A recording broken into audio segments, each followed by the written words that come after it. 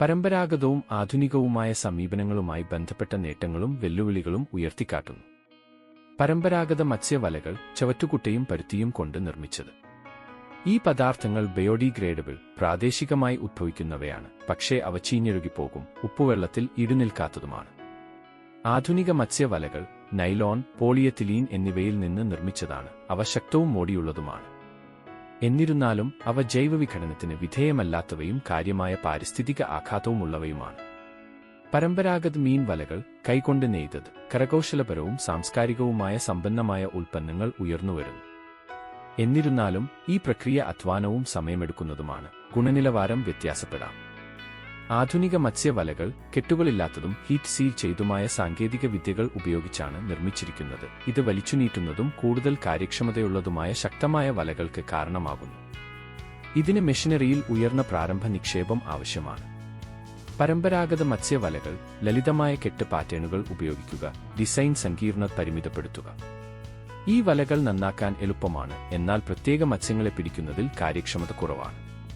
ആധുനിക മത്സ്യവലകൾ സങ്കീർണമായ പാറ്റേണുകൾക്കായി computer aided design ഉപയോഗിക്കുക. ഇത് പ്രത്യേക മത്സ്യങ്ങളെ മികച്ച രീതിയിൽ ടാർഗറ്റ് ചെയ്യാനും ബൈകാച്ച് കുറയ്ക്കാനും അനുവദിക്കുന്നു.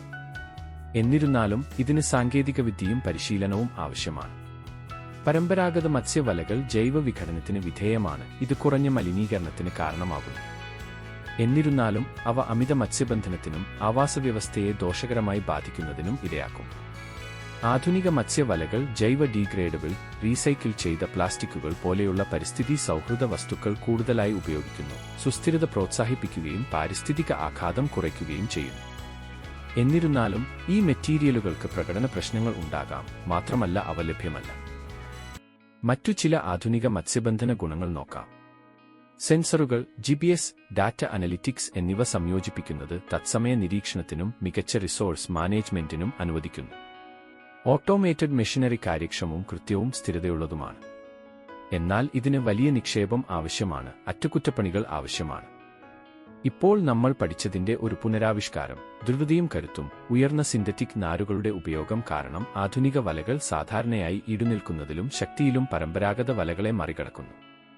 കാര്യക്ഷമത. ആധുനിക വലകൾ പ്രത്യേക തരം മത്സ്യബന്ധനത്തിന് രൂപകൽപ്പന ചെയ്തിട്ടുള്ളതാണ്, ബൈകാച്ച് കുറയ്ക്കുകയും മൊത്തത്തിലുള്ള കാര്യക്ഷമത വർദ്ധിപ്പിക്കുകയും ചെയ്യുന്നു. പാരിസ്ഥിതിക ആഘാതം. ആധുനിക വലകൾ കൂടുതൽ പരിസ്ഥിതി സൗഹൃദമാക്കാൻ കഴിയുമെങ്കിലും പ്രകൃതിദത്ത വസ്തുക്കളുടെ ഉപയോഗം കാരണം പരമ്പരാഗത വലകൾക്ക് ചെറിയ പാരിസ്ഥിതിക കാൽപ്പാടുകൾ ഉണ്ട്.